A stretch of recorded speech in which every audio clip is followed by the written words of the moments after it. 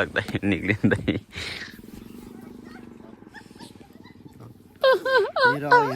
यहाँ म मोटो तिनवटा रोशन दाइ कपडा एकचोटि हाँसेको एक्टिङ गरिदिनु न लगाएको छु। अब यहाँ च्यान लाउन गाह्रो हुन्छ गाइज त्यता गाडा खाता गाइज त्यता जाउँ। अब हामी यहाँबाट चल्दैछ अझै कति टाइम लाउँछ अझै घन्टा लाग्छ यार चल्दैछ हामी न त ल बाई बाई गाइज अब हामी छिनछिनमा भेटौँला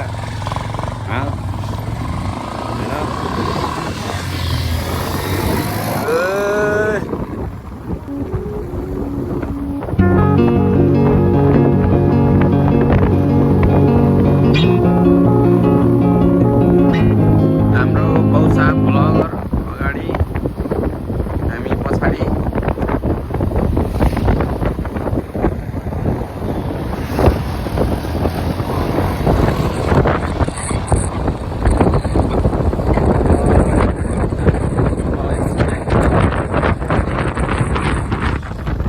एउटा बाइक एउटा हामी पछाडि छ है। अब घोडाहरूका रेस हुँदैछ है जति लाग्दा घोडा ल एउटाले कटाइसक्यो हामीलाई कटाइसक्यो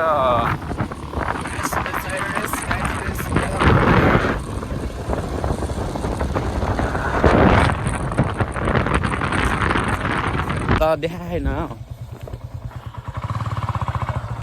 बाटो बिराए जस्तो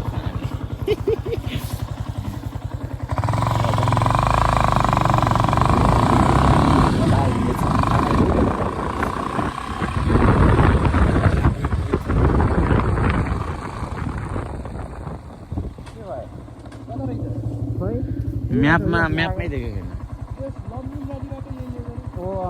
बाटो एक ठाउँमा गएर चाहिँ माथि जानुपर्छ क्या त्यो खेतको बाटो वरिपरि खेतै खेत छ क्या त्यहाँ चाहिँ माथि जानुपर्छ। हामी त यो भेगमा अर्को पालि उताको भेगमा पुगिन्छ।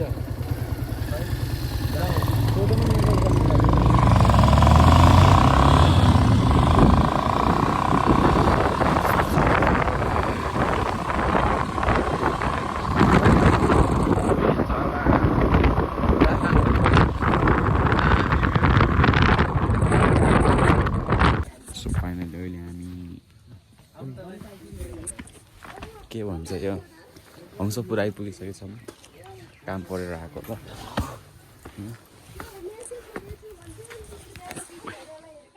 मेरो फोन त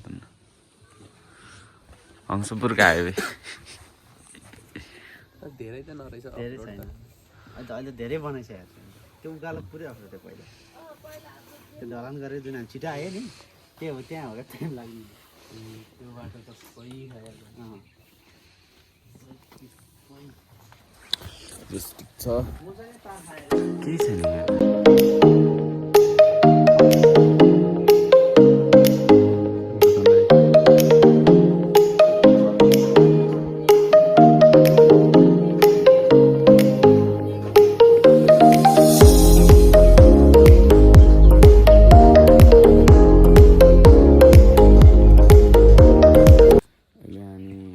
हामी कता रे हंसपुर के अरे हंसपुरतिर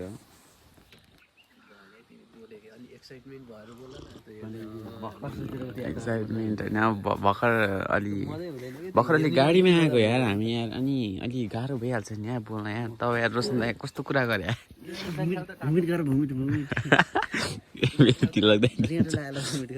त्यही त रोशन दाइको त्यो पक्का ध्यान दारी पलाउँदै नपलाए कस्तो रोशन दाइ त मेरो अर्कै थियो रोशन भाइले यहाँ दुईवटा कति उयो के हो स्पिकर हो कराइ छ त के छ गीत गीतै छैन मेरो अब के भन्नु कसरी जाने अब टक्कला ठिक छ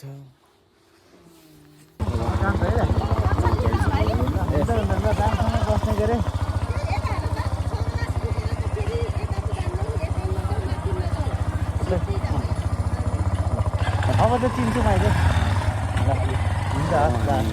निक्लेको है त गाइज। सो अब हामीहरू निस्क्यौँ, हाम्रो काम साथ भइसक्यो। अब फुल टाइटमा अब हामी कतातिर त पोखरा रिटर्न होइन, अब हामी पोखरा रिटर्न हुँदैछौँ होइन। हाम्रो केटाहरू अगाडि गइसकेका छन्, तर अफरोड भएर बाटो गाह्रो गाह्रो छ तर जे जस्तो नि मलाई यार यस्तो त्यस्तोहरू चाहिँ जस्तो दामी लाउँछ। सत्र गाउँ घर छ यतातिर, यताबाटै भ्यू फेरि पोखरा अब के भ्यू भन्छ होइन, नाम त थाहा छैन पोखरा बस्नु पनि त्यही नै हो है। सस्तो सस्तो कुराहरू है गाह्रो हुन्छ, गाह्रो लाउँछ गाह्रो छ। अब अहिले अब सन्डीको भिडियो गरेर भेट्दा अब त्यसबाट हामीले न्याउ केही भेट्यो हुँदैन हामीले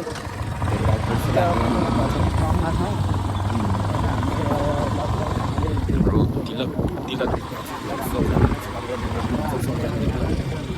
सबै गर्नु हुन्छ सरलाई होइन, सायद तिलक गर्नुपर्ने हुन्छ।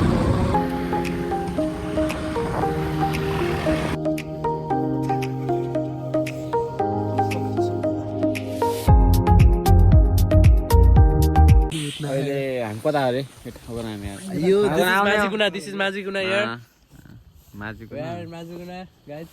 माझीकुनाको छेउछाउमा तिलकदा माझीकुनामा भए पनि मेरो औँलाको माझी औँला तिलकदाई छ अब त्यता ल यसो हल्का यहाँ हानिदिउँ। दर्शकबिनहरू तपाईँ देख्न सक्नुहुन्छ पछाडिको दृश्य रहेको छ तालको, यसलाई हामीले बेगनाथ ताल भन्न सक्छौँ। बवाल गाडी जानुभयो भर्खरै हो भने मेरो यहाँ अब के भन्ने इन्टरभ्यूमा भनिन भन्ने हो भने त्यो माझीकुनाको त्यो रेस्टुरेन्ट हो, एकदमै तपाईँ त्यहाँ आउन सक्नुहुन्छ। बादल मुनि एकदमै रमणीय वातावरण भए तापनि रातिले एकदमै चिसो भइरहेको छ, तैपनि हामी एकदम मजा लिइरहेको छौँ। मजा लिने क्रममा मेरो चाहिँ हल्का मजा भयो चिसोले। अरू ठिकै छ, पिसा पाइरहेको छ कहाँनिर फेर्ने। अब हामी खोज्छौँ झाडी, झाडी खोज्न चाहिँ अलिक गाह्रै पर्ला जस्तो यो त झस्से एउटा लेसाइड जस्तो देखिँदो रहेछ यार। ल अब हामी एकछिनपछि यहाँबाट कहाँनिर लाग्यो एक्सिडेन्ट भर्खरको ओहो गाह्रो खाले गयो चाहिँ यसको ल्याएर केही छैन, यस्तो त केही गर्न होला नि होइन। मेरो यहाँ गयो नि यही बनिपाल हस्पिटल लैजाउँ क्या। सोचेँ मैले अब यसलाई यस्तो माथि अलि माथि। सो अब हामी एउटा 24 घन्टाको ए केमा जानु पऱ्यो त्यो नदी पुर्को के हो नि हो त्यहाँनिर आज इभेन्ट हुन्छ त स्याटरडे होइन कि पोखरा गएपछि के। सो अब हामी यहाँबाट निक्लिसकेको तालको भ्यूबाट निक्लिँदै है गाइजहरू है। हाम्रो